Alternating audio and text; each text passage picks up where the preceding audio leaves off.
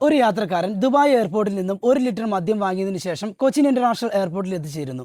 അവിടെ വെച്ച് സിയാൽ ഡ്യൂട്ടി ഫ്രീയിൽ നിന്നും ഒരു വ്യക്തിക്ക് മാക്സിമം വാങ്ങിക്കാൻ സാധിക്കുന്ന മദ്യത്തിന്റെ അളവായ 2 ലിറ്റർ പർച്ചേസ് ചെയ്യുന്നു. പിന്നീട് അറൈവൽ ഹാളിൽ നിന്നും ബാഗേജ് കളക്ട് ചെയ്തതിനു ശേഷം കസ്റ്റംസ് ഏരിയയിലേക്ക് നീങ്ങുന്നു. കസ്റ്റംസ് പരിശോധനയിൽ ആ വ്യക്തിയുടെ കയ്യിൽ മൊത്തം 3 ലിറ്റർ മദ്യം ഉണ്ട് എന്ന് കണ്ടെത്തുന്നു. ഇതുവരെയുള്ള നിയമം അനുസരിച്ച് പാസഞ്ചർക്ക് ഡ്യൂട്ടി ഫ്രീ ആയി കൊണ്ടുപോകാൻ സാധിക്കുന്ന അളവിൽ കൂടുതലുള്ള മദ്യത്തിന് 150% ടാക്സ് നൽകിക്കൊണ്ട് അത് പാസഞ്ചർക്ക് കൊണ്ടുപോകാൻ സാധിക്കുമായിരുന്നു. 2026 ഏപ്രിൽ മാസം നിലവിൽ വന്ന പുതുക്കിയ കസ്റ്റംസ് നിയമപ്രകാരം ഓരോ വ്യക്തിയും കൊണ്ടുപോകാൻ സാധിക്കുന്ന മദ്യത്തിന്റെ അളവ് 2 ലിറ്റർ മാത്രമായിരിക്കും.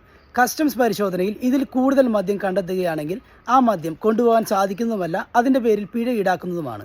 സാധാരണഗതിയിൽ ഒരു പാസഞ്ചർ ചിന്തിക്കുക, അളവിൽ കൂടുതലുള്ള മദ്യം കസ്റ്റംസ് പരിശോധനയിൽ കണ്ടെത്തുകയാണെങ്കിൽ അമിതമായി വരുന്ന മദ്യത്തിന് ടാക്സ് പേ ചെയ്തുകൊണ്ട് അത് കൊണ്ടുപോകാൻ സാധിക്കും എന്നാണ്.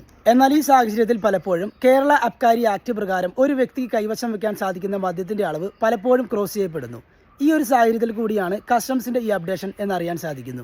നിലവിലെ സാഹചര്യത്തിൽ കൊച്ചിൻ ഇന്റർനാഷണൽ എയർപോർട്ടിൽ മാത്രമാണ് ഈ അപ്ഡേഷൻ വന്നിരിക്കുന്നത്. വരും ദിവസങ്ങളിൽ മറ്റ് എയർപോർട്ടുകളിലേക്കും പ്രതീക്ഷിക്കാം.